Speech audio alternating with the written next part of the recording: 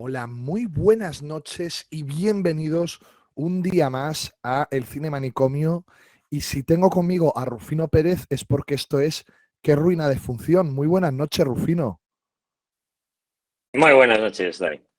Y además de Rufino Pérez, hoy tenemos, y lo puedo decir y además sin peloteo, o sea, lo puedo decir de verdad, a un tipo al que me enorgullece especialmente tener aquí, porque los que somos hombres de teatro hemos crecido escuchando el nombre de Ricard Reguant y siendo el nombre de Ricard Reguant garantía de montaje solvente, de montaje de éxito mayoritariamente. Así que Ricard Reguant, muy buenas noches. Muy boina noite, porque yo hice la mili en Galicia y ya me acuerdo algo del gallego. ¿Y dónde hiciste la mili? ¿En Figueiredo o dónde? En el Ferrol, Ah, en el en Ferrol. el En el Arsenal Ferrol. del Ferrol. Tenía apellido por aquel entonces, Caray. el Ferrol, ¿no? Sí, nosotros le llamamos, porque yo empecé con Franco y acabé con Juan Carlos. Se me murió en medio. Y le llamábamos el Ferrol del difunto. Qué maravilla, qué maravilla. Mira, voy a tocar campana, clink, clink, clink, clink, porque Neridor y Ari MG se han vuelto a suscribir. Muchísimas gracias a todos por suscribiros. Y antes de arrancar, preguntando a Ricard por toda su carrera, queríamos, y estábamos hablando fuera de micro, tener un pequeño homenaje. Sabéis que además aquí no nos gusta tocar temas de actualidad, pero este nos toca especialmente porque acaban de informarnos de que ha fallecido Claudio Biern, que a lo mejor como nombre no os dice demasiado, pero si hablamos de D'Artagnan, hablamos de Willy Fogg, hablamos de David el Nomo, en fin, pues es un tipo importante, muy importante, diría yo, para muchas generaciones. Si la patria, tal y como la definimos aquí muchas veces, son las cosas que nos gustaban en la infancia, la patria que tiene cada uno, pues Claudio Biern ha sido parte importantísima de nuestra patria y además era muy amigo de Ricard, ¿verdad, Ricard? Éramos íntimos amigos y además productor de muchas obras que yo hice, de muchos musicales, pero no solo conmigo, porque él produjo el primer Snoopy que se hizo en España, que lo dirigió Miliki, y produjo Barnum con Emilio Aragón, musical. Y los dos fueron dos grandes fracasos, pero él seguía ahí metido porque le encantaban los musicales. Y luego hicimos muchísimos musicales juntos y una cosa de televisión que se llama Y tú bailas, y el centenario del español. Vaya, yo lo quería mucho porque éramos muy amigos. Hace 2 semanas estábamos hablando juntos. Yo no sé de qué ha muerto, pero estoy todavía en shock porque hace nada, ni 10 minutos que me lo han dicho. En fin, pues nada, desde aquí nuestro homenaje. Yo no sé, Rufino, si tú quieres decir algo de Claudio Biern. No, es verdad que yo creo que es una noticia que a todos nos ha impactado, ¿no? Porque yo creo que efectivamente es un nombre fundamental de nuestra infancia. O sea, yo creo que aquí hasta podríamos cantar las sintonías, las canciones de apertura de todas estas series, ¿no? Es sin duda una persona muy ligada a nuestra infancia, ¿no? Al menos en nuestra generación. Canciones de apertura que... Yo hice con él, perdonad, Willy Fogg en teatro, en el Teatro Calderón lo hicimos, lleva bastante tiempo y con mucho éxito. Y recuerdo que cuando empezaban a sonar los primeros compases, solo los primeros, na, na, na, na, el público se ponía a aplaudir, pero adulto, porque los niños no sabían lo que era. Pero claro, los padres se acordaban y era impresionante ver aquello. Mira, nosotros venimos de hacer un ¿Qué me pasa, doctor?, dedicado a Julio Verne. Julio Verne en el cine hace pues mes y medio, y hicimos la prueba, yo personalmente hice la prueba de poner a la gente a cantar la canción de Willy Fogg y ver los distintos sitios por los que pasaba en la canción. Esto de Hawái, Bombay, Tijuana y Singapur. Y la gente se acordaba y lo cantaba a viva voz. O sea, realmente... Sí, sí. Ha sido pues un personaje, por cierto, canciones de los Oliver Onions que hacían las canciones también para las pelis de Bud Spencer y Terence Hill, aquí cada uno también. Angelis, ¿Verdad que sí? Angelis. Los hermanos Angelis, sí, señor. Y, sí. Y nada, descanse en paz, y un tipo que hizo nuestra infancia mucho más feliz. Pues sí. Rufino, Cuéntanos un poquito qué significa la figura de Ricard Reguant para ti como aficionado al teatro y al teatro musical. Pues bueno, la verdad es que estamos muy emocionados y honrados de tener hoy aquí a Ricard, porque es un nombre fundamental en la historia del teatro musical de España, ¿no? Yo creo que cuando se escriba la historia del género en nuestro país, es uno de esos 3, 4, 5 nombres que no se pueden omitir en la historia del género, ¿no? Y yo creo que su enorme contribución a arraigar el género. Recordemos que este género, el teatro musical, no es natural, no es un género genuinamente español y acaba arraigando pues gracias a la tenacidad, a la constancia, al trabajo de directores como Ricard, ¿no? Que especialmente yo creo que en los 90 consiguen que un género que había visitado de manera esporádica la cartelera española pues se comience a consolidar y que hoy realmente tengamos pues una de las carteleras más ricas, ¿no? Más diversas de teatro musical de nuestro entorno, ¿no? Yo creo que solamente probablemente Londres esté por delante hoy de la cartelera que puede ofrecer Madrid o Barcelona. Y en esa consolidación Ricard tiene un papel fundamental. Es verdad que no podemos encapsular la carrera de Ricard, limitarla solo al teatro musical, porque ha hecho muchísimas más cosas y yo creo que hablaremos un poco de todo eso, pero ha sido muy relevante en el mundo cinematográfico. Además de dirigir mucho teatro musical, también ha dirigido grandes éxitos del teatro de texto.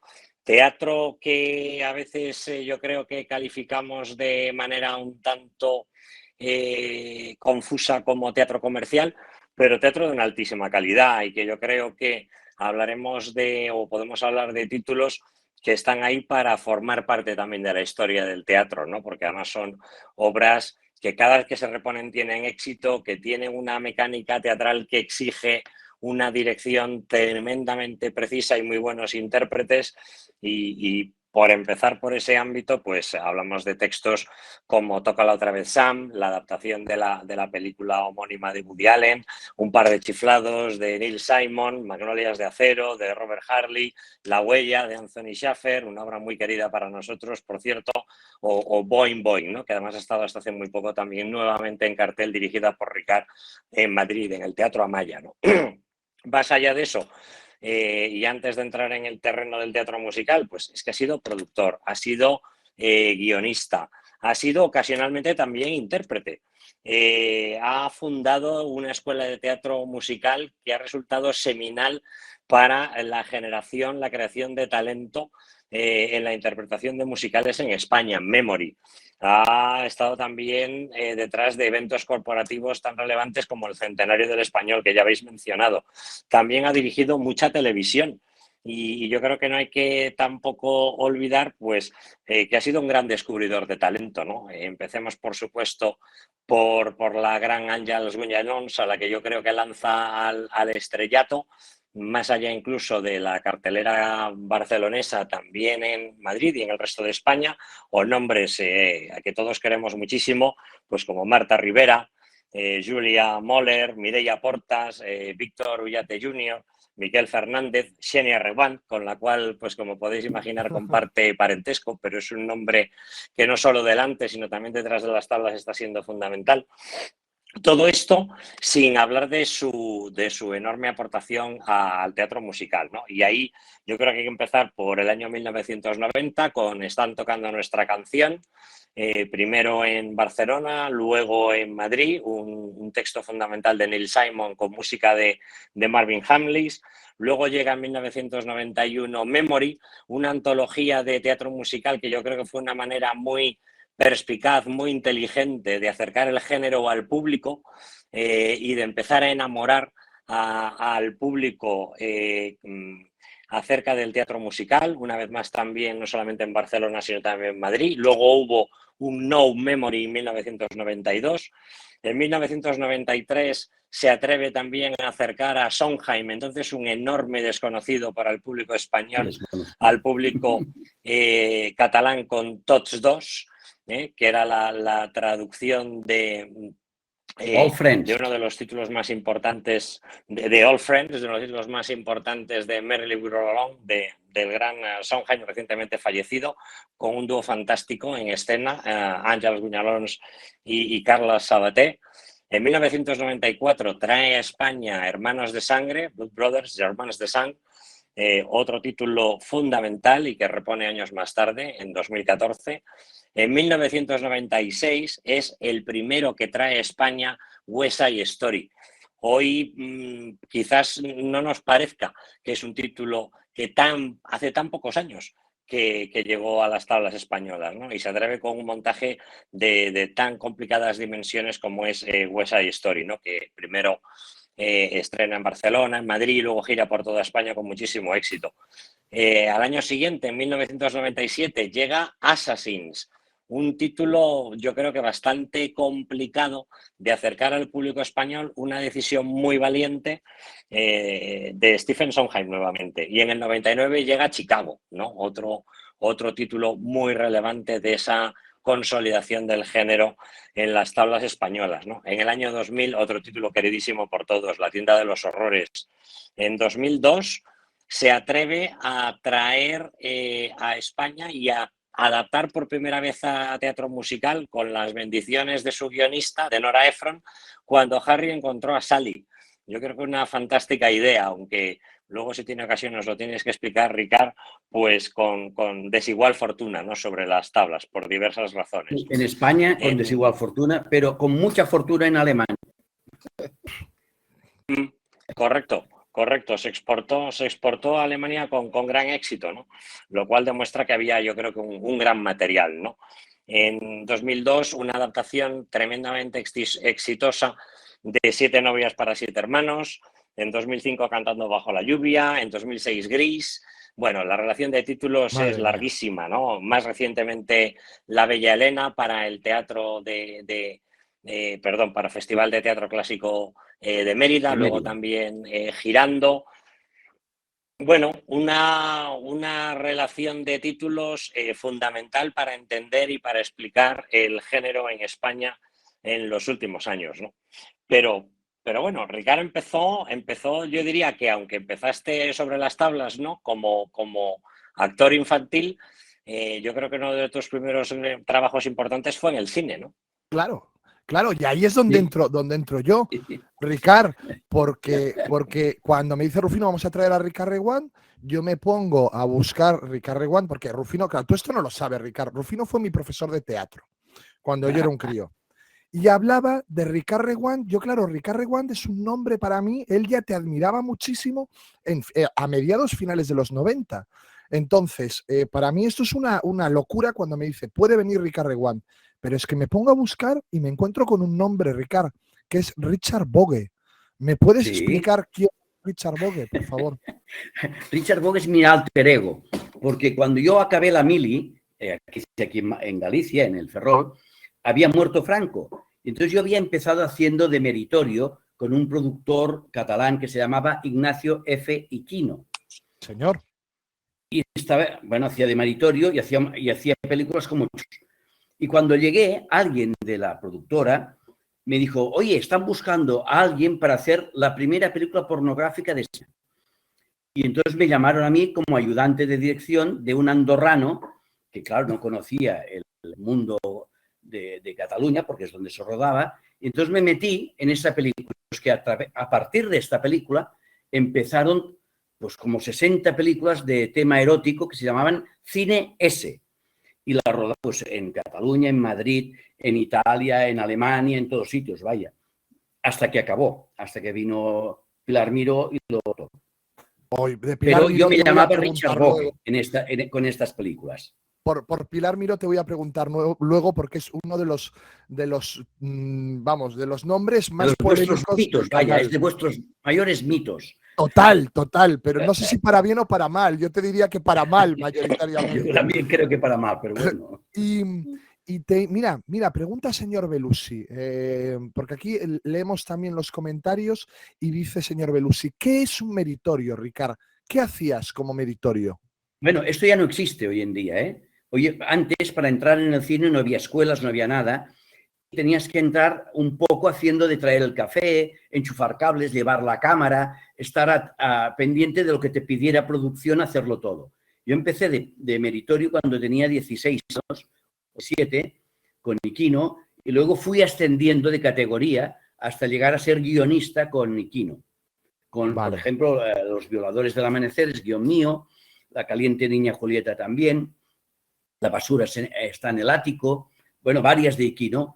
Aunque yo solo, Emmanuel y Carol, tenía unos contratos draconianos en donde tú no servías de nada. Te pagaba y no aparecías en ningún sitio y él se llevaba todos los derechos de autor. Vaya. Y mira, hablábamos antes fuera de micro, Ricard, dice el doctor Frusna, el best boy, es lo que los americanos conocen como el best boy, exacto, el meritorio. Sí, exacto. Sí. Hablábamos antes fuera de micro. ¿Qué es el cine ese? Ese de sensual, yo creo que venía lo de sensibilidad. Para no herir la sensibilidad del espectador. O sea, ponían una S muy grande y abajo, si usted ve esta película puede herirle su sensibilidad. Entonces, te la ponían a la entrada del cine, a la taquilla del cine y cuando empezaba la película. Te obligaban a poner un cartel que lo ponía. Y entonces se conocía como Cine S, pero fíjate, Cine S fue La Naranja Mecánica, fue Mad Max, fue Muerte en Venecia. O sea, clasificaban ese todo aquello que no sabían muy bien cómo clasificarlo. Claro, en aquella época acababa de morir Franco, era difícil saber. Lo que no te permitían era la pornografía explícita, pero enseñar tetas y culos cuanto quisieras. Y además eso, a medida que pasaban los años, iba a más. Claro. ¿Los menores de edad podían acceder a estas películas? No, todo era para mayores de 18 años. Vale. Pero vaya, lo podía. Luego se pasaban en vídeo, salieron los vídeos y claro, lo podía coger cualquiera. Pero si las ves hoy en día, son casi de risa. O sea, claro, no son ni siquiera eróticas. Es que nos buscábamos cualquier excusa para que fueran a la ducha, se metieran en la cama, se cambiaran de vestido. O sea, era un poco chorra. Las primeras, luego ya se fue animando la cosa. Las dos que tú dirigiste o que por lo menos apareces acreditado como director son Sueca bisexual, Necesita semental, que la tiene la gente en Filming. Yo la he estado viendo ayer, estuve viéndola y No me toques el pito que me irrito. Primero, los títulos, Ricard, son maravillosos. Tengo que reconocer que yo los títulos con rima me hacen mucha gracia siempre y creo que están muy bien. Bueno, esto era una broma, porque esto a veces no tiene nada que ver el título con lo que hacía en la película, pero nos sentábamos con un productor y un distribuidor, varia gente, y en el café cada uno iba diciendo tonterías, títulos tontos, chorras, ¿no? Clítoris peccata mundi, con las bragas por los suelos. Entonces, él iba apuntando los títulos y aquellos que más le gustaban los ponía en una película o en otra. Eso iba así. Porque creo que además Sueca bisexual, que es una coproducción con Italia, creo que en Italia se llama otra cosa. La tía sueca o algo así se llama. No tiene nada que ver el título de un sitio con otro. Pero fíjate, viendo ayer Sueca bisexual, me sorprendió porque sí que hay primeros planos de vaginas. Quiero decir, yo pensaba... Sí, en aquella época ya, claro, es que esto es ya el último año prácticamente del cine ese, en donde yo hacía hasta 4 versiones distintas de cada escena erótica. Mira, una era para la censura española, otra para las pantallas españolas, porque eran distintas, otra directamente pornográfica para el extranjero, otra la censura italiana, que era terrible. O sea, yo hacía 4 versiones en las escenas eróticas. Claro. Y era así. Y claro, en España los censores veían una versión, luego pues la clasificaban esa y ya está. Pero en los cines se pasaban escenas bastante fuertes. Y entonces ya decidieron cortar por lo sano y lo convirtieron, o es una película X o ya no existe la clasificación esa. ¿Y cómo eran esos rodajes? Porque había gente de todas partes, entiendo. ¿Os entendíais bien? ¿Cómo funcionaba aquello? Porque tenéis una locura maravillosa. Aquello era la Torre de Babel. Lo que pasa es que hoy en día hablar en italiano, porque trabajé mucho en Italia con un director y productor italiano, Y a medida que íbamos hablando, iba aprendiendo a hablar italiano. Yo nunca he estudiado italiano, pero fíjate, luego he estado trabajando en Italia durante 5 años con 3 y 4 obras de teatro al mismo tiempo. Pero aquello era un aprendizaje importante de todo. Aprendías a hacer cine, si querías, porque lo que menos nos interesaba eran las señoras desnudas. O sea, veías tantas que al fin y al cabo, cuando acababa el rodaje, las veías vestidas y dices, pues mira, sí que está bien, ¿eh? O sea, era distinto. Yo he escrito un libro que se llama Clasificada S, que a los oyentes, que si les interesa, ahí están todas las anécdotas que parecen muy bestias, pero son reales todas. Y ahí se pueden divertir un rato. Bueno, yo lo he estado leyendo, Clasificada S, de la editorial Applehead Team, que sabéis que también son amigos del canal.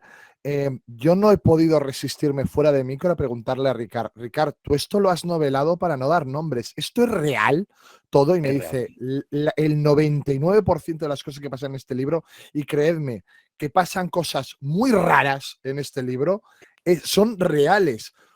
Yo recomiendo a todo el mundo que lo compre. Y de todas formas, puedo decir ya que fuera de micro también hemos estado hablando y vamos a liar a Ricard para que se venga a un ¿Qué me pasa, doctor?, a hablar de Cine S, porque tú tenías hasta un monólogo sobre el Cine S, ¿no, Ricard? Sí, yo todas estas anécdotas las contaba en vivo y en directo durante una temporada, muy poco, porque luego yo había empezado como actor y había hecho mucho de actor, pero a los 27 años, cuando entré en TV3, lo dejé todo y ya no he vuelto a hacer de actor. Pero como me pedía todo el mundo, esto tienes que explicar, que no haces solo, bueno, pues lo hice, pero claro, había que ir cada día al teatro. Me aburría mucho, yo ya no quiero ir cada día al teatro a hacer de actor. Voy al teatro a ver a mis compañeros, las cosas que yo he hecho, pero tampoco voy cada día. Entonces lo dejé de hacer. Entonces alguien me dijo, ¿por qué no lo escribes? Y durante la pandemia me he dedicado a escribirlo. Bueno, pues yo lo recomiendo. No quiero liar mucho a Ricard, pero sí que tengo un par de preguntas que hacerle. Primero, ¿por qué el seudónimo de Richard Bogue? ¿De dónde sale? Ricard, me lo puso, Richard es por Ricardo, ¿no? Richard.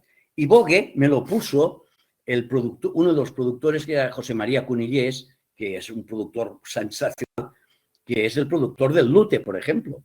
Sí. Y era uno de los productores de las películas eróticas que yo hacía.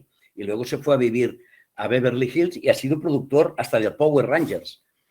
Y él me dijo, los tuyo, como eres una persona elegante, le llamaremos Bogue porque queda más fino.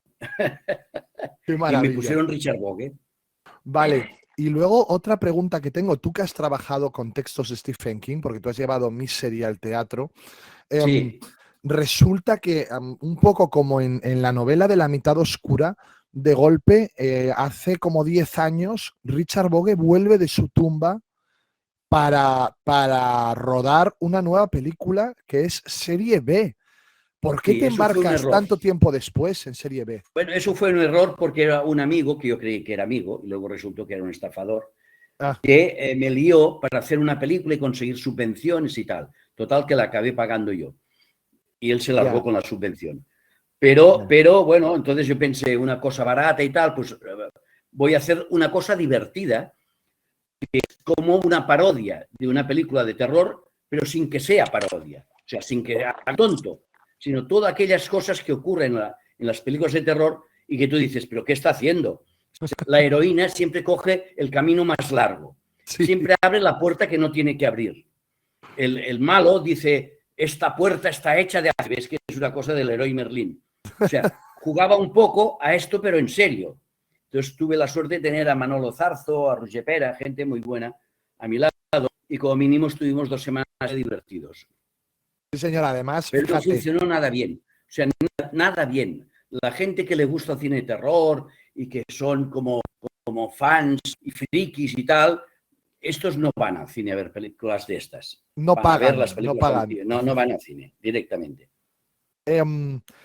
Quería también decirte, bueno, la tiene la gente en Filming, y además, Ricard, algo que me gusta mucho de ti es que, y esto es un discurso que yo llevo también defendiendo mucho tiempo, tú no haces diferencia entre alta cultura y baja cultura. Lo mismo adaptas pues un texto de Chekhov, que te metes en Serie B y haces una presentación al principio de Serie B que es jugona, es muy divertida. Sales un poco al estilo de Alfred Hitchcock, pero en plan macarra, diciendo, ¿Cómo se van a ver llamaba? ustedes Había sexo. había un director que yo lo copié de un director alemán, William Castle, puede ser que sea, no Sí, recuerdo muy bien. Uno que salía al principio siempre sí, y William Castle. decía, vigilen porque esta película puede causar mareos y desmayos. Y eso me hizo gracia, como la gente, estuvimos en el Festival de San Sebastián, pero el de terror, no el Sí. grande, el de terror. Y hubo algún productor, bueno, algún crítico que se la tomaba en serio. Y claro, yo dije, ¿por qué se van a tomar en serio esto? Por favor. Si ya firma Richard Bogue, es que ya no va en serio. Si sale Sonia Monroy y a la media hora de película le tapo la boca, se la grapo para que calle, coño, esto no va en serio. Entonces, hicimos la presentación para que entendieran que era en broma. Porque, claro, hay críticos que entienden las cosas. Hay que Sí, sí, sí. Molière decía una cosa fantástica. Decía, yo escribo las cosas 3 veces. Una para que se entere el actor, otra para que se entere el público y la tercera para que se entere el crítico. Y luego, para terminar, 2 cosas. Creo que no es de alegre recuerdo para ti, pero tú estuviste detrás también de Fausto 5.0, que personalmente es una película que me gusta mucho. Me encanta lo que hace Eduard Fernández en esa película. Y bueno, cuando lo leí dije, hombre, pues tengo que agradecerle por lo menos el esfuerzo económico y personal que hizo con esa película, Ricardo. Y sobre todo económico. Me costó Vale, muchísimo dinero. y Teníamos luego, subvenciones de todos sitios, pero luego, pues ya sabes, la fura dels baus, inventan y acabamos, pues pasé bastante de presupuesto. Y bueno, lo único bueno es que inauguramos el Festival de Venecia, entonces yo pues conocí el Festival de Venecia por dentro, nos invitaron a todos, vimos la premiere de los otros, por ejemplo, como Amenábar, vimos muchas cosas, conocimos a muchísima gente, yo tuve la suerte de conocer a Nicole Kidman. Bueno, pues eso me costó como 200 o 300 mil euros. Pues no está nada mal. Fíjate, hay gente que ni pagando conoce a Nicole Kidman. eso es cierto, eso es cierto. Y luego, por último, hablando de Pilar Miró, ¿qué supuso la ley Pilar Miró para todos los que hacíais cine ese? Un cine que funcionaba bastante bien en taquilla. No te digo que fueran taquillazos, pero era un cine popular. ¿Qué supuso la ley Miró para vosotros? Bueno, fíjate, Sueca Bisexual fue la película más vista aquel año, la película más vista y de mayor recaudación aquel año, por encima de Volver a Empezar, que acababa de ganar el Oscar, que sí eran taquillazos, había mucho dinero porque costaba poco y gracias a eso los pueden hacer pues el caso Almería, Crimen en Familia, hacer otro tipo de cine. Y yo pude entrar en tres gracias pues a la experiencia que dio hacer este tipo de cine, pero sí había dinero. Y Miró lo que hizo es acabar con el cine, no solo con el cine ese. Ella odiaba el cine de género, en general. O sea, lo odiaba el western, odiaba las películas de aventuras, odiaba todo las espías, y había una gran industria alrededor de géneros cinematográficos. Al matarlo, al convertir todo o en cine de autor bueno, y entonces subvención, o si no te espabilas y no tienes nada. Claro, luchar contra eso, los productores era muy difícil, porque ellos, los subvencionados, que eran los de Pilar Miró la mayoría, claro, tenían la publicidad de televisión, de las radios, de todo, gratuito. Claro, tú tenías que gastarte el dinero. Y entonces llegó un momento, además no podías hacer cinesi tampoco porque estaba prohibido, ya no te dejaban hacer, el género estaba mal visto. O sea, hubo un problema muy grave que esta mujer acabó con todo, acabó con la industria del cine. La industria del cine ya no existe. Existe cine subvencionado y nada más. O pobres desgraciados, pues como yo, que nos lanzamos a la aventura y nos pegamos cada ostión impresionante. En fin. Bueno, pues sirva esto como aperitivo para un ¿Qué me pasa, doctor? Que en 2023, para la siguiente edición del libro clasificado ese. Así que, por favor, compradlo para estar preparados para el programa de Ricardo Reguant, ¿Qué me pasa, doctor? Enero, febrero 2023, cuando consigamos cuadrar agenda, aquí estará para hablar de Clasificada S y de El Cine S. Antes de dejaros con Rufino, aunque yo también me conocéis, mira, Sueca Bisexual recauda 449.000 euros, 344.212 espectadores de la época, que es una barbaridad, que es una barbaridad. os voy a dejar con Rufino, os digo, sabéis cómo hablo yo, así que alguna pregunta impertinente y tal haré por el camino, porque a mí se me van ocurriendo Por favor. cosas. Lo único que tengo que reconocer, y estamos en Twitch y estamos en familia, así que queredme, hoy no tengo a mi mujer en casa. Entonces tengo 2 niños dormidos detrás. Si en algún momento llora uno que es pequeño, tendré que levantarme e irme. No sea esto una descortesía hacia Ricard ni hacia ninguno de vosotros. Si veis que me levanto y me voy, es porque llora el niño. Rufino, cuéntanos. Son los problemas de teletrabajar. Total. Dispara, Rufino, dispara. Muy bien, pues oye, ya cambiando de tercio y hablando de teatro musical, ¿no? Como os decía antes, ¿no? Como le decía a nuestra comunidad, un nombre fundamental para entender el teatro musical en España y ese arraigo, esa consolidación. Curiosamente, dicho esto, yo creo que una de las características, Ricard, en tu carrera es, de alguna manera, la independencia, ¿no? Nunca has tenido detrás ningún teatro público, ni has tenido subvenciones, tampoco a los grandes gigantes, ¿no? Que hoy en buena medida dominan la escena a nivel de producción, con muchísimos medios como un Stage o un Son Produce, que está teniendo también bastante éxito últimamente. Siempre te has mantenido en una posición más independiente, con producciones pequeñas, medianas, también ambiciosas, algunas de ellas de la mano de Focus, ¿no? Con los que has tenido una larga relación, Focus, también con algún altibajo, sí, ¿no? Una larga relación, sí. Empecé yo con Focus y cuando propuse Están tocando nuestra canción, yo ya llevaba varios musicales infantiles, cuando existían los musicales infantiles. O sea, eso me lo inventé yo. Un infantil musical en aquella época, eso era una locura. Pero íbamos con orquesta, porque no existían los medios que existían ahora. Íbamos con una orquesta de 4 músicos y con micros no inalámbricos, sino con cable.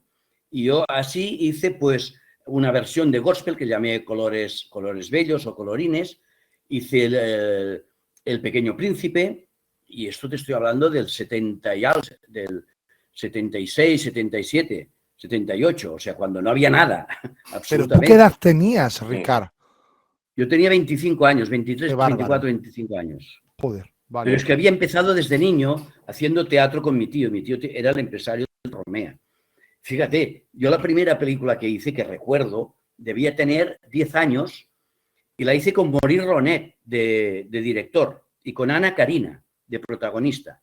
Se llamaba La vida es maravillosa y la hicimos en Barcelona. Yo era uno de los niños que salía allí y rodamos en Tibidabo y se portaron muy bien, pero yo tenía 10 años. O sea, yo hice muchísima televisión como actor, muchísima televisión, Tom Sawyer, Oliver Twist, con Quique San Francisco, que también hacía de niño, Pedro Mari Sánchez, con muchísima gente.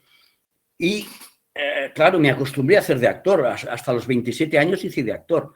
Pero siempre me interesaba lo que ocurría detrás. Porque hacer de actor ya lo hacía, era muy fácil para mí salir. Hacer de actor era fácil, lo había hecho desde niño. Lo que me interesaba era la parte técnica, la parte de atrás. Entonces, cuando iba a televisión a hacer una película, me quedaba siempre detrás del director. Y entonces ahí conocí a Iquino, gracias a mi tío, que hacía películas con él, y me introdujo como medio en su... Pero yo empecé como actor. Y luego mis padres eran bailarines, no eran bailarines, eran bailes de salón. Practicaban baile de salón. Y me iban a ver las películas, pues, de Fred Astaire y Ginger Rogers. Claro. Y eso me ayudó a educar, porque cuando me enteré de que muchas de estas películas se hacían en teatro primero, claro, me quedé loco. Pensé, ¿y esto por qué no se hace en España?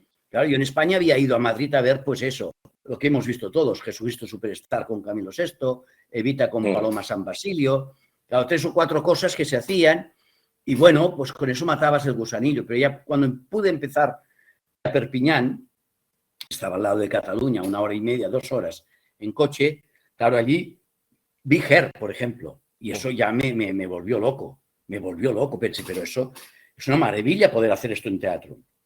Y ahí es donde me entró esa vena absurda de querer hacer musicales en un país donde mandaba la zarzuela y donde hacer musicales, cuando yo hice Están tocando esta canción en Madrid, me decían que hacía una revista musical y me lo decía Aro Teclen. O sea, no cualquiera. Claro, Estaba claro. haciendo una revista musical. O sea, eso era la mentalidad que había en aquel momento. Y Aro Teclen, que era el crítico ¿qué teatral más ventajas importante. Dime. Sí, pero bueno, que además yo recuerdo varias críticas de Aro Teclen que demostraban su absoluto desconocimiento del género, ¿no? Y yo creo que en eso en general la crítica, no solo la crítica, los historiadores, los estudiosos de teatro en España han adolecido siempre de una enorme falta de cultura en lo que se refiere al teatro musical, ¿no? Que de hecho muchos simplemente ignoran, ¿no? Al hablar de la historia del teatro musical, cuando siempre tenemos que recordar que la música forma parte del hecho teatral desde sus orígenes, ¿no?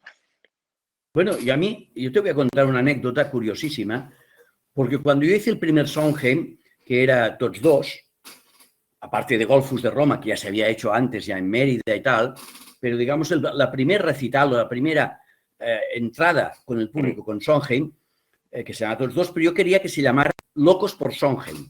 Lo que pasa es que fui a hablar con él y me dijo que no podía poner Sondheim en el título, porque si no, había una avalancha de gente pidiendo poner Sondheim en los títulos. Entonces, bueno, me dio el permiso para las canciones, pero no poner Sondheim. Entonces, yo cuando lo presentamos tenía que explicar a los críticos quién era Stephen Sondheim y lo que significaba. Unos críticos que 3 años o 4 años después me contaban a mí quién era Stephen Sondheim. O sea, todo era demencial. Todo en el mundo del musical, todo es un poco demencial. Porque la gente ha perdido el interés, ha perdido la curiosidad. Yo empecé, todavía había curiosidad, afortunadamente, por eso pude hacer tantas cosas. Hoy en día se rigen por los títulos, por lo que ocurre dentro del escenario. Claro, cuando lo importante es lo que ocurre dentro del escenario. O sea, no sirve de nada tener un título fantástico. Fíjate en Broadway, los puñetazos que se han llegado a pegar en los últimos años con cosas como Rocky el musical, o Balas Broadway, o Los Puentes de Madison, o Resacón en Las Vegas, el musical. O sea, todo esto ha sido fracasos tremendos que estamos reproduciendo en España. Porque, claro, los clásicos ya los hemos hecho, lo único que hacen es volver a repetirlos. Pero hay muchos clásicos que no se han hecho, porque como no tienen el título, entonces no los hacen. Y como tampoco hay la curiosidad del público, en general el público ha perdido la curiosidad no solo por los musicales, sino por todo, en principio. Porque también en teatro también la han perdido. Pero en los musicales es una cosa increíble, porque empezó muy bien, pero ha ido decayendo. Y claro, a menos que seas la Disney, es muy difícil. Y perdonadme el rollo. No, pero eso es muy interesante. De hecho, era una de las preguntas que tenía preparadas para ti, que era cuál era tu visión del momento actual, ¿no? En el teatro musical, tanto a nivel internacional como a nivel nacional, ¿no? Eso está claro. A nivel internacional, hace tantos años que no hacen buenos musicales o musicales comerciales o como quieras decirlos. Por ejemplo, Hamilton es un musical maravilloso, excelente, Wicked, pero es imposible traer a España porque no existe la curiosidad por ver eso. O sea, Wicked, ¿a quién le interesa? ¿Qué pasaba antes del Mago de Oz? Esto, allí porque tienen los libros de texto de esto, de Wicked. Es un libro de texto de los ingleses, los americanos, y les interesa. Pero Hamilton, la vida de un señor político cuando la guerra civil americana, eso es absurdo. O sea, no existe ese gran musical, ya no existe, se ha perdido. Ni en América, ni en Londres, ni en ningún lugar del mundo, porque yo viajo, lo veo todo, trabajo en Italia, he visto todo lo que sea. Alemania, me decís que Madrid es el sitio más importante, es mentira. Hay 2 sitios antes que Madrid, más importantes que Londres, después de Londres y Broadway, evidentemente. Uno es Hamburgo. En Hamburgo fácilmente te puedes encontrar con 50 musicales. Wow. Incluso han construido un teatro para el fantasma de la ópera. O sea, es increíble. Y el segundo es Argentina o México, donde hacen todos los musicales habidos y por haber. Tanto que han llegado a un acuerdo con una empresa española para traerlos aquí. O sea, hay mucha es verdad que barata. Hamilton, de hecho, se acaba de estrenar Hamilton se acaba de estrenar en Alemania después de un proceso de adaptación muy laborioso, en el cual, por lo que he leído, incluso Lin-Manuel Miranda ha estado muy involucrado, porque claro, el salto idiomático es brutal. Pero no es que sea una noticia sorprendente, porque es verdad que yo creo que Hamilton es un musical para el que es complicado viajar, ¿no? Pero fíjate, la película que ha hecho, que se ha hecho del primer musical de Lin Miranda, In the Heights, es una maravilla. Es una película que es maravillosa, pero maravillosa. Es de los mejores musicales que se han hecho en los últimos años, incluyendo Chicago, que como película musical me parece una mierda. Pero en cambio, In the Heights me parece una maravilla y no la ha ido a ver nadie. No hay ni la curiosidad. Eso que dicen los musicaleros. Si no hay musicaleros, hombre. Se dedican 20 veces los miserables y saber quién la canta en un tono más alto y un tono más bajo. Pero luego no les interesa nada.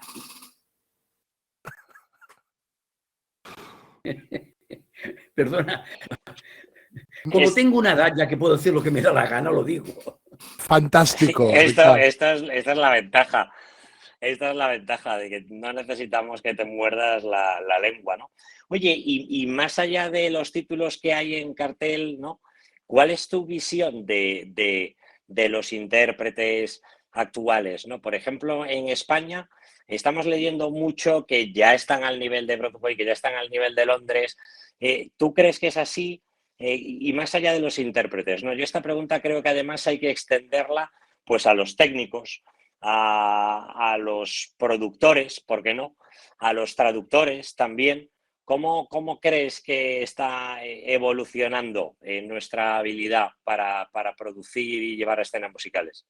Bueno, mira, yo cuando abrí la primera escuela de teatro musical que hubo en España y que la copié de la Escuela de Fama, que se llama, que está al lado del Lincoln Center, y que iba durante una semana, cada día me dejaban ir allí a ver cómo funcionaban las cosas, hacer una especie de resumen para que se pudiera hacer en España. Claro, yo lo monté, aquella escuela, sobre todo para poder hacer West Side Story, porque no había gente preparada. Entonces monté una escuela para poder hacer West Side Story. Y lo pude hacer, porque sí que la gente ahora está muy preparada. Pero que esté muy, muy preparada no quiere decir que estén igualmente preparados como los que están fuera. Ellos tienen una tradición de más de 150 años. O sea, cualquier niño de Londres o de Broadway sabe bailar claqué a los 4 años, a los 5 años. Aquí ha costado un poco, ahora han abierto esto, pues la escuela esa para hacer Billy Elliot de los niños y tal, pero todavía nos falta. Ahora, que están muy preparados, te lo puedo asegurar. El mismo casting que hice, creo que para una cosa de mérito, creo que vinieron casi 100 personas y la dificultad era escoger a uno, porque todos eran muy buenos y buenas. Entonces, sí que están preparados. Evidentemente, yo me alegro mucho porque cuando voy a un teatro, pues el 50% son alumnos míos o han pasado por memory. Si no el 50, casi el 60 o el 70. Pero ahora hay muchas escuelas. Ahora yo ya cerré la mía, yo me marché, lo dejé todo, me marché a Rumanía a hacer Chicago, me marché a Brasil a hacer Misery, me marché a Alemania a hacer Harry and Sally. Es decir, lo dejé todo para poder hacer mi vida, porque una escuela era muy duro estar allí cada día. Pero hoy en día la gente sabe mucho, conoce, tiene muchos conocimientos artísticos de la historia del musical, no tiene ni puñetera idea. Y ahora doy la primicia de que estoy escribiendo historia del teatro musical, no solo de teatro, sino de cine musical, y no solo de América, sino de todo el mundo. Porque en Italia han hecho musicales maravillosos y la gente no sabe qué son. Aquí se hizo durante años, el gran éxito del teatro fue italiano, que era El diluvio que viene, señor, por ejemplo. Entonces estoy escribiendo 2 tomos, son 2 tomos que van. Primero la historia del teatro normal, desde Offenbach hasta casi el 55 y del 55 hasta ahora. Pero la peor época es la de ahora. Si tú lo revisas, la peor época son los últimos 10 años de Broadway. La peor época, en donde salen pocos compositores realmente interesantes. Fíjate, Lloyd Webber, que era como la maravilla del siglo, el último gran éxito se llama El fantasma de la ópera. Y de eso hace casi 40 años ya. O sea, no existe. Nunca le has hincado el diente a Lloyd Webber. ¿Perdón? Digo que ¿Dices? nunca le has hincado el diente a Lloyd Webber, curiosamente. Sí. En el Memory 2 hice su versión de 20 minutos de Joseph. Y fui a la escuela a buscar las partituras. Sí, no, pero me refiero a un título. No, A un título porque todo completo, esto ya no. empezaron con las franquicias. O sea, Lloyd Webber junto con Cameron Mackintosh empezaron a crear lo que se llamó las franquicias. Y yo me he negado a hacer franquicias. Puras réplicas. Me ofrecieron, me han ofrecido hacer franquicias, estar de director residente, y me he negado siempre. De ahí viene mi independentismo personal individual. Yo quiero crear, o sea, me divierte jugar con los actores, hacer cosas distintas. O sea, me niego a copiar. He copiado, jamás he copiado. ¿Y hay algún título, no obstante, de la carrera de Lloyd Webber que te hubiera apetecido poder llevar a las tablas en tu propia versión? Sí, Jesucristo Superstar. Tengo una versión pensada absolutamente distinta de cuantas se han hecho ahora, pero ya va a ser imposible esto, porque además Antonio Banderas se ha quedado los derechos de todo. Jesucristo Superstar lo hacen en todas las escuelas, en todos los centros culturales, en los centros de aficionados. O sea que ahora hacer Jesucristo Superstar a estas alturas ya no vale la pena. Ya me he olvidado de esto. Oye, y más allá de los intérpretes y de cómo ha ido evolucionando, ¿no?, su dominio de la técnica, es verdad que yo creo que hay ese pozo, ¿no?, esa diferencia cultural de tantos años que todavía seguramente hay que superar. Pero, ¿qué opinas de la gente que no es tan evidente su aportación para el público, la que está entre cajas, ¿no?, los técnicos, directores, coreógrafos? Bueno, a ver, yo de los técnicos para mí son no la parte artística, sino la parte técnica. O sea, los micros, las luces, todo eso son muy buenos. Tenemos auténticos, maravillosos técnicos. Gente que hace decorados, gente que hace vestuario. Estos son muy buenos. Directores hay pocos, porque como ahora ya vienen de fuera todo, ya viene aderezado, pues ¿para qué quieren un director de aquí, no? Muy empaquetado. Entonces, hay pocos. Y los pocos que hay, curiosamente no conocen nada, porque yo me tuve que empapar mucho para hacer, y he hecho cosas buenas y cosas muy malas, o sea, como todo el mundo, O sea, yo siempre digo, si Steven Spielberg se equivoca, imagínate yo. Claro, equivocarse nos podemos equivocar todos, también de las equivocaciones y de los fracasos, entiendes algo. Hoy en día ya no entiendes nada, porque hoy en día es como la lotería. Van porque van, o no van porque no van. O sea, no sabes por qué sí o por qué no. Yo siempre digo que llega un momento que el público se llama y dice, mira, este lo iremos a ver, y entonces van. O este no lo iremos a ver, y es que no van, ni uno. Porque si no, no se entiende. Pero eso también pasa ahora está pasando en Broadway, en Londres, en todos sitios. O sea, apuestan por cosas que luego no va nadie a ver. Por cosas muy, muy extrañas, algunas muy buenas, pero de público limitado. Y entonces, claro, ese gran musical se ha ido perdiendo. El musical comercial, eso se ha ido muriendo. Ya casi ni existe. O sea, yo no recuerdo. The Book of Mormon es un musical cojonudo, pero que aquí no se puede hacer porque nadie sabe ni qué son los mormones. Entonces, imagínate. Pero que hay pocos, hay muy pocos. O sea, muy poca cosa. Y la mayoría que funcionan son para niños. O sea, Matilda es una cosa para niños, que está muy bien hecho y tal, pero es una cosa para niños. Es como los superhéroes. Las películas de superhéroes son para niños o para gente adulta que no ha sabido crecer y no sabe ver otra cosa. Pero el musical ha ido perdiendo. O sea, te digo, estoy haciendo historia del teatro musical y me sorprende muchísimo cómo ha ido bajando la calidad, la inventiva, la creación.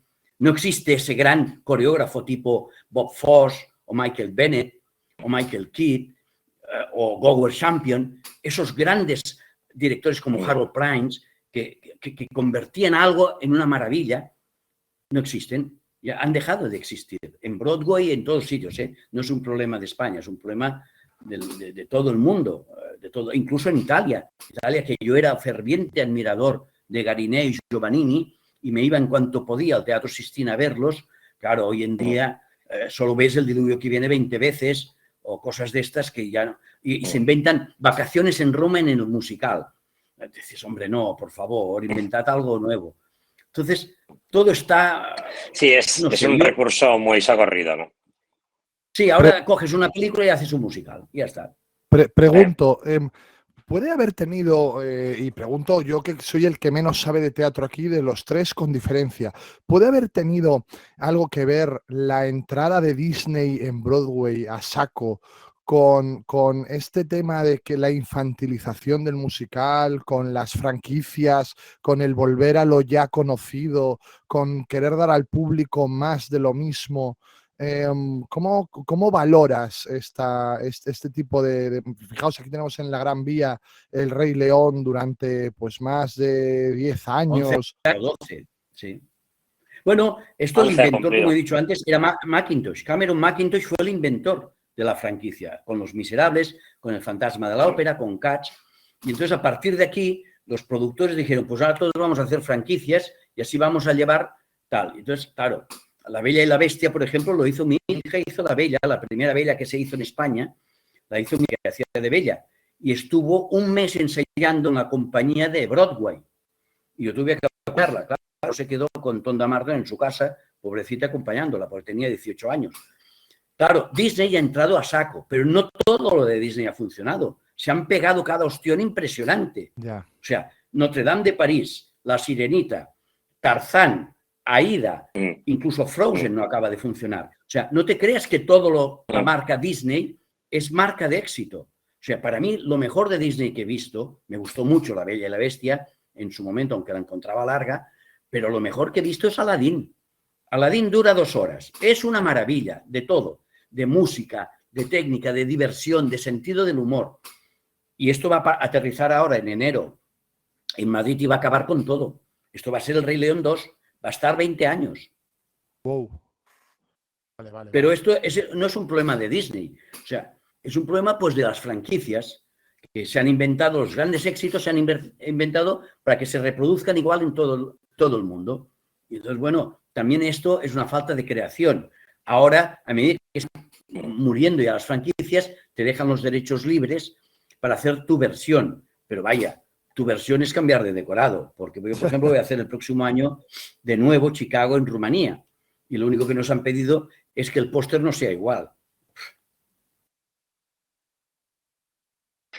Claro, pero eso estrangula la creatividad, ¿no? Como tú decías. Claro, hombre. Yo tuve la suerte de poder hacer Chicago sin que fuera franquicia.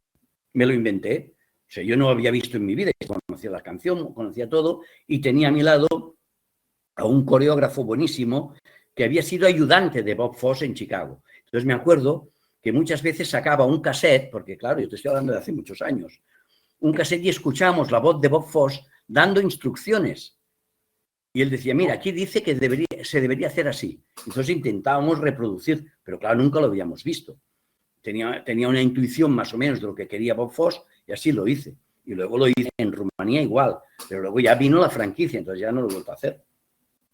Bueno, tengo que decir, se ha suscrito Manu Manchester Black, pisazo para ti, Manu.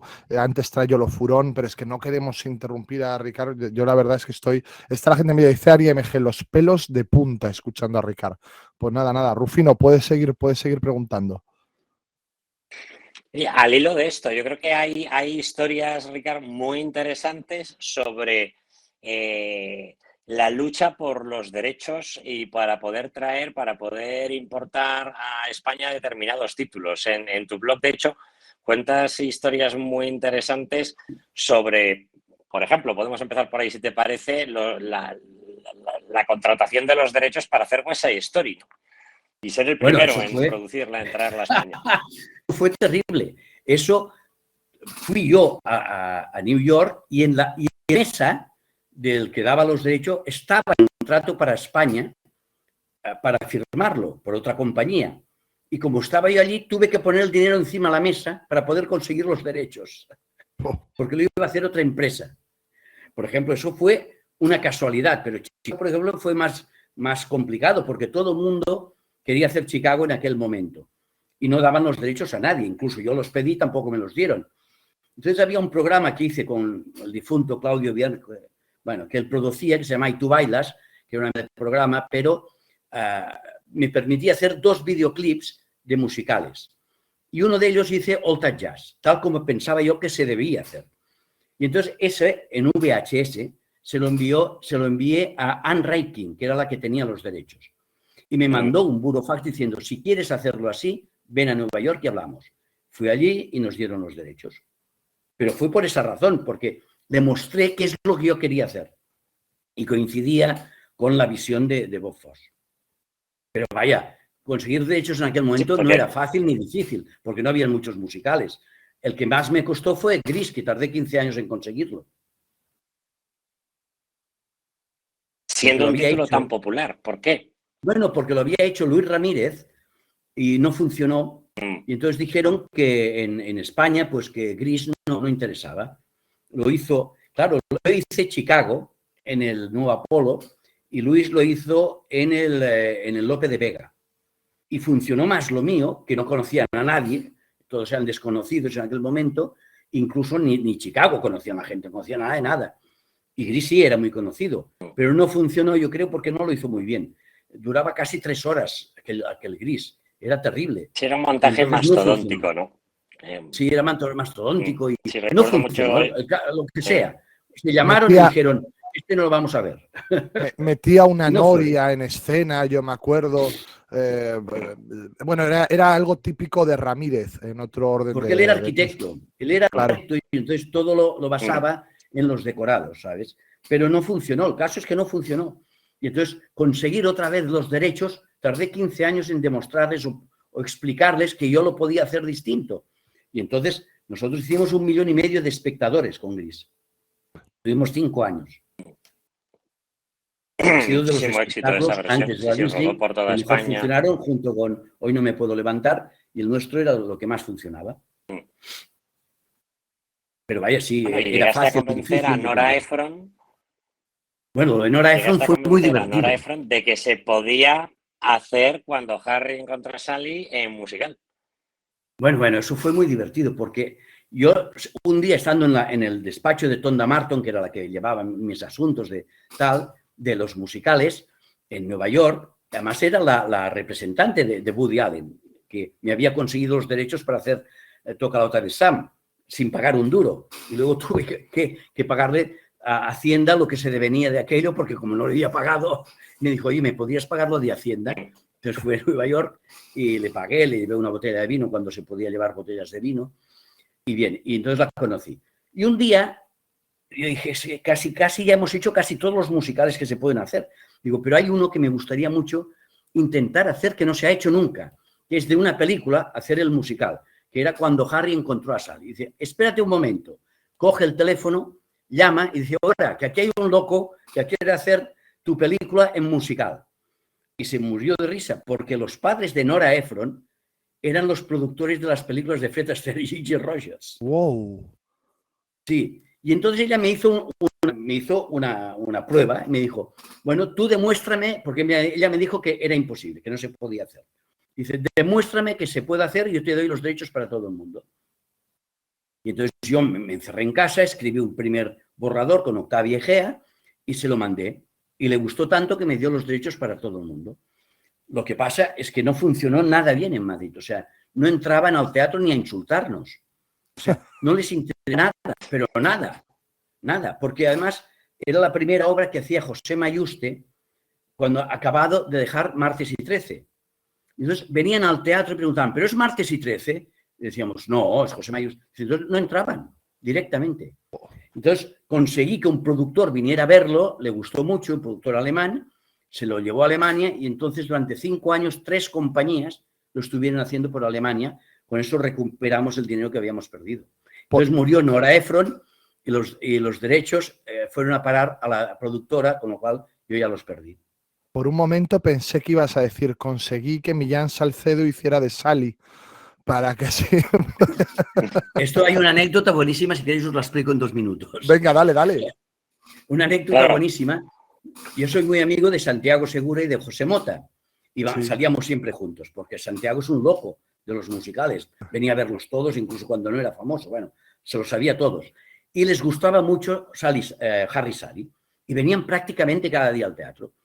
Y el Día de los Inocentes, dice, podríamos hacer una broma. Dice, bueno, pues vamos a hacerla. El teatro medio lleno. Dice, bueno, pues va. Y de repente sale José y y dice, mira, perdonad, me llamo José Mota, como si no lo conocieran, ¿no? Todo el público aplaudiendo. Y es que ha pasado que Josema no puede hacer el personaje, con lo cual tendré que salir yo a sustituirlo. Ah, bien, bravo, bravo. Dice, pero es que ha pasado otra cosa. Y es que Àngels tampoco lo puede hacer. Con lo cual lo va a hacer este señor que sale ahí. Y salió Santiago con la peluca de Àngels, rubia. Claro, el público aplaudió, se morían de risa. Estas son cosas que pasan de vez en cuando y la gente no... Dice que esto puede pasar. Sí, claro que pasa. Qué bárbaro. Luego, yo creo que otra adaptación muy interesante en tus manos fue la de 7 novias para 7 hermanos. Sí, esto fue muy criticado. Me llamaban de todo. Incluso críticos ponían en los periódicos que no fueran a ver esa mierda porque había cosas mejores que hacer que no perder el tiempo y viendo esa cosa que yo había hecho. Pero hicimos casi 1 millón de espectadores. Hasta el punto de que a los americanos no se creían, porque allí había sido un fracaso siempre en todo el mundo, tanto en Londres como en Broadway, en Italia, siempre había sido un fracaso. Y me dije, ¿nos puedes mandar un vídeo de lo que has hecho? Entonces yo les mandé un vídeo y lo hicieron en Londres. Lo hicieron años después, no muchos, 4 años después en Londres, y lo fui a ver. Y me habían copiado la mitad de los gags, incluidas las barbas postizas, que era lo que más me criticaban. Pero claro, bueno, si lo hacen los claro, porque los ingleses, yo creo que es muy interesante bien, que explica, por favor, cuál fue tu aproximación a este montaje, ¿no? Porque yo creo que eso es muy interesante, ¿no? Porque fue una aproximación diferente. Claro, yo estaba haciendo We Will Rock You, porque yo empecé a dirigir We Will Rock You con los de Queen, hice los castings, hice todo. Y de repente, yo aquello no me lo creía. O sea, lo de Queen me parecía que la música es una maravilla absoluta, pero que el texto era malísimo. Y digo, esto aquí me da muy mala espina y esto no va a funcionar, que no me equivoqué. Y me contrataron para hacer un musical. Me dijeron, ¿qué musical crees que podría funcionar? Y yo sin dudarlo pensé, 7 novias para 7 hermanos, porque es una película que la conoce todo el mundo, desde los más viejecitos hasta los más niños. Todo el mundo conoce las canciones y la historia es muy divertida. Entonces yo lo que hice es modernizarla, no convertirla en moderno, porque pasaba en el oeste igual, pero hacía gags muy recientes. O sea, ponía la música de la Pantera Rosa, al principio de la pelea hacían como Matrix, se movían como aquel de Matrix. O sea, me inventé gags muy divertidos, o al menos a mí me lo parecían, pero al público también, porque se reía mucho, para quitarle un poco la roña, el polvo que tenía. O sea, por ejemplo, les vestimos de tejanos a todos, a ellos y a ellas, nada de colorines, que parecían gays. Entonces pusimos pues, de tejanos, como en el oeste. Entonces, claro, lo cambié casi todo. Y lo miraba desde un prisma nostálgico, pero también paródico. O sea, yo no me lo creía, pero si vemos la película, ya en sí es una parodia. Si ves los decorados que están pintados detrás, ves los árboles pintados. Y yo decía a los críticos, alguno que me vino a ver, ¿cómo haces esta mierda después de haber hecho Harry Sally? Decía, bueno, porque Harry Sally no había nadie y aquí tengo el teatro lleno. Dice, pero si te gusta tanto 7 novias, te darás cuenta que las barbas de los actores son postizas, que el decorado se ve una hora lejos. Sí, pero en teatro es distinto. Digo, ¿por qué es distinto? ¿Por qué es distinto? Solo es que tienes que verlo de otra manera. Ha sido de los montajes junto con Gris que más éxito he tenido en mi vida. Hasta que me lo copiaron los ingleses. Sí. Claro, no tomarse en serio, ¿no? Yo creo que es una adaptación que si intentas hacerla tomándotelo en serio, pues naufragas, ¿no? De hecho, creo que la propia película tampoco pretendía tomarse muy en serio, ¿no? Claro, yo la vi en Italia, fui con el productor a Italia a verla para ver qué hacían. Y cuando salió no la quería hacer el productor. Dijo, no, esto es caspa pura, eso no hay Dios que lo... Además todos parecen gays y tal. No lo quería hacer de ninguna manera porque ellas se la tomaran en serio. Aparte, el protagonista era como un bailarín y bailaba, el protagonista de todo. Es decir, Howard Keel, bailando como si fuera el lago de los cisnes. Y yo pensaba, eso no puede ser. Entonces le conté en el viaje de vuelta, porque la vimos en San Remo, en el viaje de vuelta a Barcelona, yo le contaba lo que yo quería hacer, cuál era mi visión. Y gracias a eso pudimos hacerlo.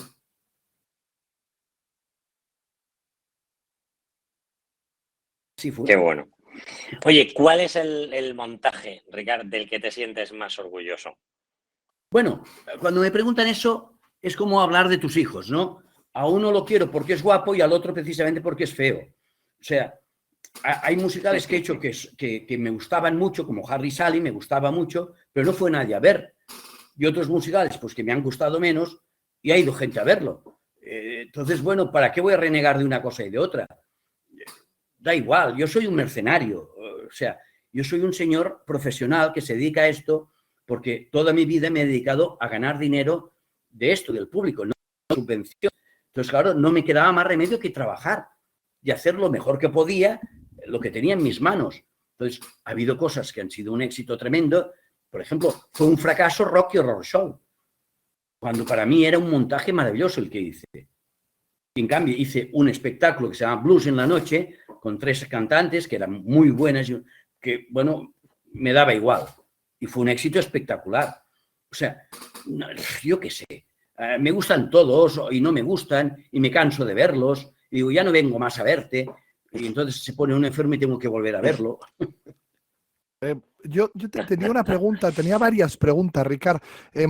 La revista, tú volviste a la revista con Vuelven las Corsarias, ¿no? ¿Cómo fue Sí, tu bueno, eso fue experiencia? una estafa importante que me hicieron. Sí, eso lo produjo los del Gürtel, los del caso Joder. Gürtel. Pero resulta que uno de los del Gürtel es amigo mío. El Bigotes es amigo mío porque su mujer, que era una de las mamachichos, estuvo conmigo en Chicago. Era una bailarina muy buena de Chicago. Y además él Esta era... era, perdón, Ricard, esta actriz salía en la película de Martes y 13 El Robobo de la Jojoya, o me lo estoy Puede ser, inventando. puede ser, Sí. puede ser. Puede ser porque él era representante de Andrés Pajares, también era el sobrino de Andrés Pajares. Yo lo conocía de antes de Gürtel. Y un día me viene a buscar y dice, queremos hacer una revista y tal, porque queremos que la revista, no sé qué tal. Y tú la harías, sí, a mí la revista también me ha gustado, siempre, como la zarzuela, que también me ha gustado. A mí todo el género musical me ha gustado. Y entonces, pues, cogimos a 3 vedettes, o a 2, vaya, Malena Gracia, Marlene Muró y luego Rosana Walsh, que había hecho La Mala del Último Torrente. Y entonces cogimos a estas 3 vedettes con tal, y bueno, lo hicimos en Barcelona, Teatro Apolo.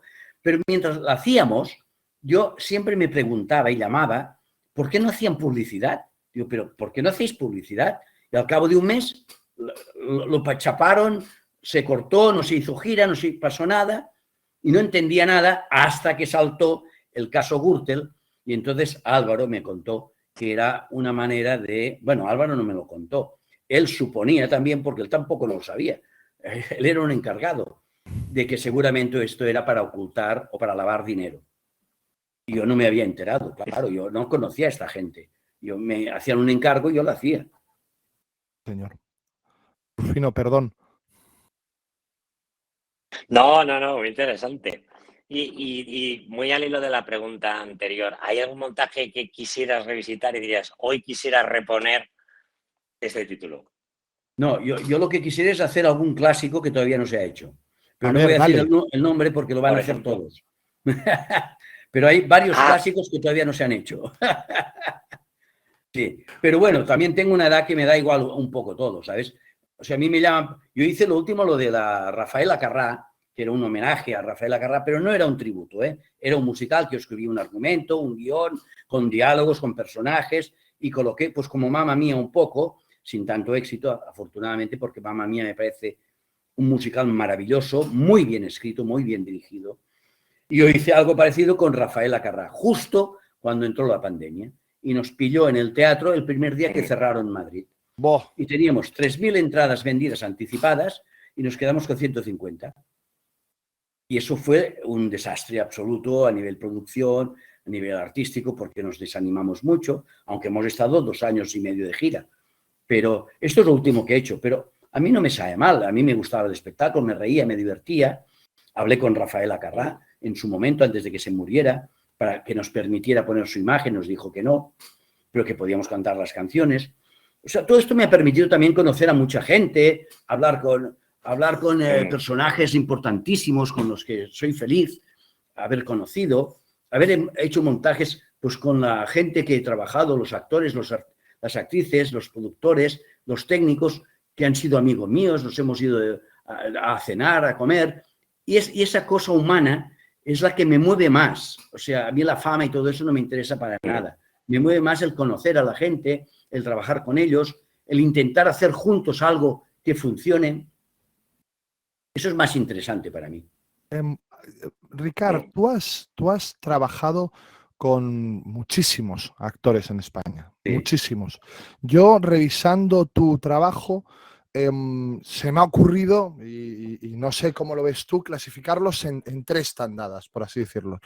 Los grandes clásicos, gente reconocida, un José Luis López Vázquez, un Agustín González, un Pepe Sancho, gente con la que has trabajado, que ya tienen un nombre y ya tenían un nombre cuando tú trabajaste con ellos. Otros, y estoy pensando, por ejemplo, en Andoni Ferreño, en Elsa Anca, que son actores que no han tenido un reconocimiento, pues a lo mejor el que merecían, o desde luego no han llegado a ese punto. Y luego has descubierto un montón de gente. ¿Con qué tipo de actor de estos 3 te es más satisfactorio trabajar a ti? Bueno, yo he trabajado a gusto con casi todos, no con todos, pero con casi todos. Yo, por ejemplo, hice la primera vez que se hizo La Cena de los Idiotas en España, la hice Sí, yo. señor. Y la hice, además, con un actor que se llama Pedro Sinaga, que ya murió, que como él no podía ser un idiota, cambió el título. Y se llamaba Que cena la de aquella noche. Absurdo. Sí. Pero estaba Manolo Zarzo, que era un tío cojonudo. Bueno, he trabajado con actores con los que me he llevado muy bien, como López Vázquez, otros con los que me he llevado bien, pero no me he entendido artísticamente, como Agustín González, que si me permitís también un minuto, os haré una anécdota buenísima. Cuando empezamos a ensayar La Huella, que fue una idea mía, que la lancé a Andoni. Andoni es un actor fuera de serie, lo que pasa es que la gente lo tiene clasificado por lo de la televisión, pero como actor es una maravilla, un profesional acojonante. Bueno, entonces conseguimos que Agustín González, que lo llevaba el mismo representante, se involucrara. Y desde el primer día, Agustín González dijo que aquello era una tragedia. Yo decía, hombre, no, Agustín, esto es una comedia negra, pero comedia. Dice, no, que va, lo que le pasa a este hombre es una tragedia. Bueno, y de ahí no lo sacabas. Hasta el punto que el día de la rueda de prensa vino Anthony Schiffer, ya muy mayorcito, pobre hombre, y se sentó a mi lado. Anthony Schiffer, estaba yo, y a mi lado Agustín González. Y uno del público, uno del periodista, le pregunta, ¿cómo definiría usted su comedia? Y Anthony Schiffer dice, a black comedy, una comedia negra. Y salta Agustín González y le dice, ¿pero qué va a ser esto una comedia? ¿Usted qué sabe lo que ha escrito? Esto es una tragedia. Y entonces vino a ver la primera noche, el estreno, vino Schiffer de mi lado, pobrecito, iba con bastón. Hablamos mucho de Hitchcock, porque había sido guionista. De Escribió Frenesí, por ejemplo. Pero también me contó cómo hizo La Huella a partir de cuando conoció a Stephen Sondheim, porque el protagonista es Stephen Sondheim. Le hizo pasar las canutas en su casa llena de juguetes y de juegos, y le aparecía por un sitio y por el otro, y dijo que era Sondheim el protagonista. Bueno, me contó muchas cosas. Bueno, él vino a ver el espectáculo y con quien se quedó fue con Andoni. Dijo, este actor es buenísimo, es de los mejores que he visto de todos los que han hecho La Huella. Digo, hombre, perdone, no me toque usted a mi ídolo, que es Michael Caine. Pero no le gustó tanto a Agustín, porque Agustín se lo tomaba en serio. Y claro, esto es una comedia. Luego Agustín, fuera, era una maravilla de persona. Me reía muchísimo, te contaba anécdotas, tocaba la guitarra. Era un tío encantador. López Vázquez, ni te cuento. Es una maravilla, era una maravilla. Trabajar con él y con Pedro Peña. Primero empezó a ensayar Rafael Alonso, pero ya estaba muy mal y lo tuvo que dejar. Pero era un espectáculo ver a los dos. A López Vázquez yo me quedaba embobado y de repente López me decía, bueno, ¿qué me dices? ¿Está bien o mal eso que hacemos? Digo, perdona, pero es que... Es la pareja chiflada. La pareja chiflada, que es la de Sunshine Boys. Y luego hice con López Vázquez y con Pedro Peña, que ganaron todos los premios en el Premio Arcilla, en todos sitios, porque estaban sensacionales, se llevaban de maravilla. López Vázquez era un profesional que no improvisaba nada. O sea, cuando parece que está improvisando, él lo tiene todo medido. Lo tenía, pobrecito. Lo tenía todo medido. No es verdad, él no improvisaba en la vida. Y además no le gustaba que nadie improvisara, porque le sacaban un poco, pero él salía a matar. hubieran 20 personas o el teatro lleno. Le importaba muy poco. Él salía como un gran profesional. Nos hicimos muy amigos y yo lo quería mucho y sentí su muerte como hoy siento la de Claudio, por ejemplo. Pero también fuimos muy amigos con López Vázquez. Mi hija hizo una película con él y la miraba y decía, pero tú eres hija de Ricard, sí. Joder, pues no os parecéis en nada. Sí, me alegro mucho haber conocido a esta gente. O sea, si algo me ha dado la profesión es haber coincidido con unos actores maravillosos, con unos técnicos fantásticos, con algunos productores fuera de serie. O sea, con gente con la que me he entendido muy bien. Con los que no me he entendido han sido menos. O sea, podríamos contarlos con los dedos de una mano. Y nada más. O sea, claro que hay gente que me odia a muerte. Porque a mí me llamaban el imbécil de los musicales en Barcelona. Joder. Sí, bueno, porque yo tenía éxito y ellos no. Entonces, claro, el único que hacía musicales en Barcelona era yo. Aparte de Dagoll Dagom, que hacían sus musicales en catalán, pero yo como los hacía en castellano, era otro mundo. Entonces me llamaban el imbécil de los musicales. Pues bueno, a mí yo ya juego a ser imbécil, no hay problema. Mientras llene la sala, no me importa. O sea, nunca me ha importado lo que me hayan dicho, me daba igual la crítica, me daba igual todo. El peor crítico he sido yo, de mí mismo.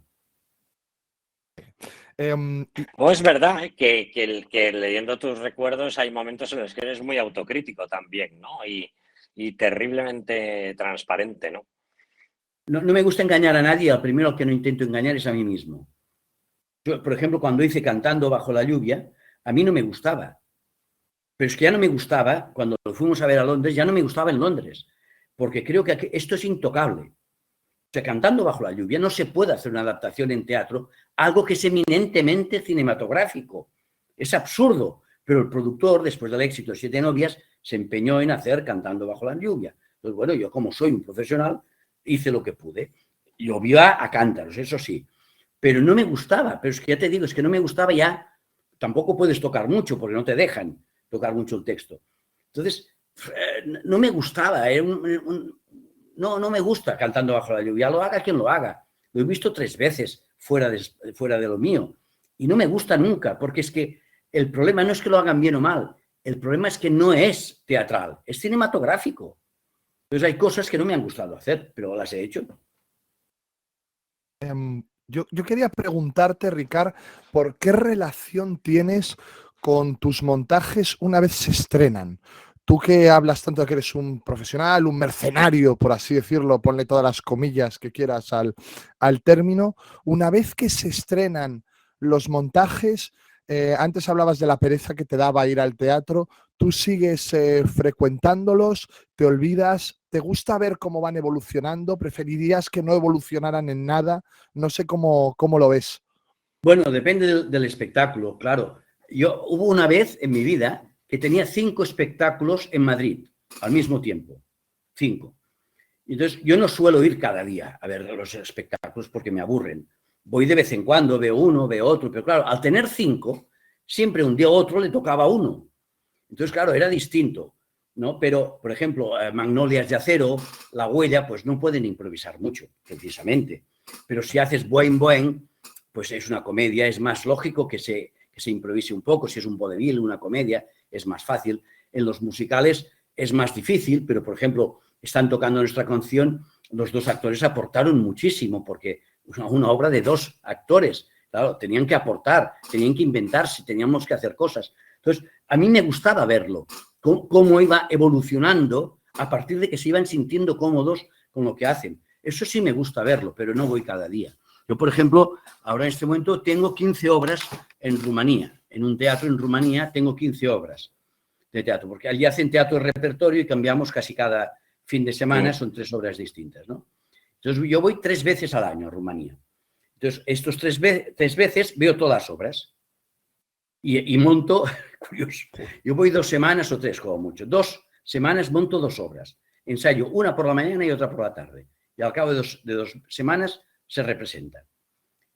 Y bueno, pues ya está, voy 3 veces al año y se acabó, y ya está. Y ahora lo que me gusta es escribir. Por ejemplo, yo he escrito Sherlock Holmes, el misterio y Jack el Destripador, que se ha hecho en Barcelona, en Roma con un éxito brutal y se está haciendo en Rumanía y luego se va a hacer en Alemania seguramente. O sea, escribo, estoy más por escribir obras ahora. O sea, estoy más por la labor de escribir, que me gusta más, me divierte más, estoy solo en casa, nadie me molesta, y si se hace, pues bien, y si no se hace, pues mal. Mira, me la quedo yo en casa y me la leo yo. Perfecto. Rufino, perdón, dale. No, muy bien. Yo, si queréis, para ir cerrando, ¿no? También una pequeña curiosidad es, oye, ¿qué montaje de los que has visto en estos últimos años, ¿no? Y como digo, yo creo que has contribuido muchísimo a esa consolidación del género. ¿Qué montaje has dicho? O este montaje me hubiera gustado firmarlo, este montaje me gusta. Pegados. Creo que Pegados es el gran invento. El gran invento del musical que ha podido haber en España, que además se está viendo en todo el mundo, porque la ha conseguido vender a todos sitios. Pero Ferran González, con el que he trabajado muchísimo en Mérida, yo en Mérida he hecho Hércules, el musical, La Bella Helena, también en musical, y La Corte del Faraón, también en musical, una versión que hicimos. He trabajado mucho con Ferran, porque además ha sido alumno mío desde niño. Lo he tenido en la escuela, luego de profesor y tal. Y creo que Ferran es el mejor compositor que existe en este momento en España. Pero no es reconocido porque es un fatal relaciones públicas de sí mismo, como también lo he sido yo. Él se dedica a trabajar y nada más. Pero Pegados es una maravilla de musical. Es una maravilla. Lo mires por donde lo mires. Yo creo que explícale a nuestra audiencia cuál es la premisa de Pegados. Bueno, Pegados, la premisa es buenísima, así dice Pegados, porque un chico y una chica se encuentran en una discoteca, van a echar un polvo al lavabo y se quedan pegados. Entonces tienen que avisar a una ambulancia, los llevan al hospital y toda la función es ellos dos pegados encima de una camilla esperando que llegue el doctor para separarlos. Pero es que esto es brutal. Esto es de un genio. Esto es de un genio. Y después lo ha vendido a todo el mundo. Ha tenido premios en Argentina, en Brasil, en Uruguay, en México, en todos sitios. Pero aquí, en España, esto no interesa.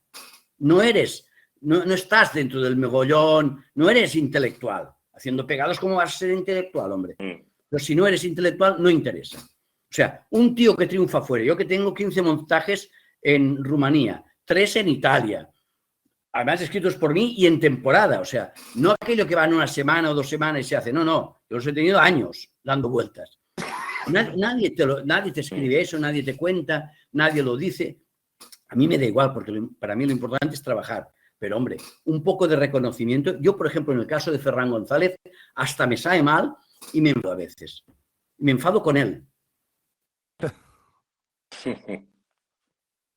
Está trabajando en algo nuevo, ¿lo sabes? ¿Él? Digo, si está trabajando en algo nuevo. Estoy trabajando en 2 cosas nuevas, sí, como siempre. Como siempre. He escrito una obra de 2 mujeres que intento colocarla, la voy a estrenar en Rumanía con Maya Morgenstern. Maya Morgenstern, para los cinéfilos como tú, Dani, deberías saber quién es. Es en La Pasión de Cristo de Mel Gibson, hacía la Virgen María. Sí, señor. Sí, señor. Maya Morgenstern hizo conmigo de Mamá Morton en Chicago, ha hecho Magnolias de Acero y ahora va a hacer la obra que he escrito yo que se llama Imperium en Rumanía. Luego esto mismo lo voy a hacer en Roma y estoy buscando una actriz famosa en Roma, que todavía he contactado con varias, pero todavía no tengo contestación para la temporada que viene. Y espero hacerlo luego aquí en España. Pero es una obra que no es musical, es una obra mía tipo La Huella, de 2 mujeres. Pero no paro, pero tendría que parar, o sea, porque ya tengo 69 años. El miércoles los hago y ya llega un momento que tengo que parar. Yo no puedo viajar tanto ni estar en todos sitios. Pero sí, siempre tengo cosas en mente para hacer. Pero es vocacional puro. El veneno del teatro. No paras por el veneno del teatro que dice Rufino, ¿no? Bueno, no sé, fíjate, esto que estoy escribiendo, llevo casi 3 años escribiendo y me ha llevado un tomo. Escribo la historia del teatro musical y de cine, porque el musical y el cine, el teatro y el cine van juntos. Sí, sí. O sea, no van tan separados ni mucho menos. Cuando uno es un éxito en un sitio, enseguida se pasa al otro. Y a veces viceversa. O sea, que no van tan separados. Llevo 3 años escribiendo esto. Y escribí todo un primer tomo. Y yo para el segundo ya llevo 1 año y medio. O sea, y me divierte más esto porque voy descubriendo cosas que no sabía del mundo de los musicales, de los compositores. He descubierto compositores que yo los tenía por tontos y resulta que son buenísimos, porque no conocemos la historia muchas veces de los compositores. O sea, nos quedamos en los de siempre, en los que conocemos de siempre, Picander, Sondheim, Lloyd Weaver y tal. Pero hay compositores americanos sensacionales. Alan Menken, que también ya es muy conocido. Pero Charles Strauss lo conoce muy poca gente. Jules Stein, aquí no conoce nadie, porque claro, ellos y ellas, o Fanny Gell, aquí lo han visto en cine, pero hace 1000 años. O sea, hay un tipo de compositor que ayudó a que el musical fluyera y fuera historia del musical. Y son absolutamente desconocidos, por no hablarte ya de Irving Berlin, por ejemplo, Cole Porter, o Cohen, que tiene una estatua justo en Times Square. Y a nadie se le ha ocurrido pensar, ¿quién es este señor que está ahí? Coño, el que convirtió el musical el que convirtió el musical americano, el inventor. Dice doctor Frusna, por favor, esos 2 tomos los necesito ya. ¿Para cuándo va a estar eso, Ricard? Yo creo que muy tarde, para el próximo septiembre, el septiembre del próximo año. Oh, qué maravilla. Ya tienes editorial, ya tienes... Vamos, sí. No, me lo voy a autoeditar yo. No quiero editoriales. Porque me lo hago todo yo, porque yo quiero hacerlo bien, quiero hacerlo a mi manera. Si hay alguna editorial que se me ofrece, pero voy a mandar yo. Y si no, me lo pago yo y se acabó. Pues que sepas que aquí en el chat ya has vendido varios, ¿eh? Dice el señor Belushi. Joder, ya se puede hacer. Por favor, puede durar este programa para siempre. Para siempre, no sé, Rufino, yo no sé si tienes alguna última pregunta o algo más. No, yo creo que además de la invitación que ya le has cursado para hablar más en profundidad del cine ese, por favor, Ricard, cuando publiques, no sé si vas a publicar los 2 tomos a la vez o... Sí, los voy a hacer, no, porque si no son indivisibles. Irán a la vez. Pero hablo del Pues teatro en ese momento España tenemos también, que... O sea, hay un capítulo dedicado del teatro en España, que hay gente que no sabe que Alberto Closas hizo musicales, por ejemplo, no solo My Fair Lady, sino Cumpleaños de la Tortuga, que Juanjo Alonso Millán, aparte de autor, era productor y produjo Annie. O sea, hay cosas que la gente no sabe y yo sí, y lo pongo en este libro, para que sepan quién es quién. Fíjate, yo llevo años diciendo que me parece increíble que tan poca gente conozca una figura como Luis Ramírez, que fue tan importante hace 30 años y que tiene una vida tan cinematográfica y un final tan terrible, tan temprano. Y hoy nadie habla, por ejemplo, de Luis Ramírez, cuánto más de Alberto Closas. Ramírez solo tuvo un éxito. Ya, claro, sí. El hombre de la Mancha. Uno. Sí. Ninguno, porque luego se pegó ostión después, uno detrás Peter de Pan, otro. Gris. No, todos. Peter Pan aún funcionó porque era para niños. Acabó haciendo formatos muy pequeños. Sí, pero Gris se pegó un ostión. Jekyll y Hyde ni te cuento. Bueno, o sea, volvió a hacer El hombre de la Mancha y no funcionó porque no estaba ni Sacristán ni Paloma. O sea, yo creo que es más importante hablar de Mario Gas, por ejemplo. Que ha sido como el director de Sondheim preferido, porque Sondheim le gustaba mucho lo que hacía, es un excelente director. Incluso podemos hablar de Dagoll Dagom, que quieras que no, aportó bastante a lo que es el musical en España. O sea, podemos hablar de Juanjo Alonso Millán, que era un loco de los musicales y pagaba de su bolsillo para hacer musicales. O sea, hay gente, Azpilicueta dirigió muchos musicales y no era fácil en aquel momento. O sea, hay gente que ha aportado muchísimo en España y no se conoce, no se sabe quién es. Ya no Luis Ramírez, que solo hizo uno, pero joder, hay gente que ha hecho muchos y se conoce poco. Señor, se conoce poco, sobre todo, de antes de que nosotros tuviéramos éxito. O sea, antes a que apareciéramos Mario, yo o Dagoll Dagom, antes ya había gente, por ejemplo, Tamayo, que hizo al sur del Pacífico, Sud Pacific. Claro, había gente que ya hacía musicales, que intentaba. El diluvio que viene fue un éxito impresionante, de casi 10 años de éxito. No el de Moreno, sino el primero, el bueno. Sí. O sea, a mí esto sí que me fascina, me gusta y me gustaría difundirlo y divulgarlo para que la gente lo supiera, aunque no les va a interesar para nada a nadie. Bueno, mira, aquí dice doctor Frusna. ¡No, hombre! Aquí tienes una comunidad a la que le interesa. Hombre, Bueno, nos ofrecemos pues hacer 1000 especiales de esos tomos, dice Frusna. Madre mía, podría estar escuchando anécdotas de Ricard hasta que se cansara de mí, dice señor Belushi.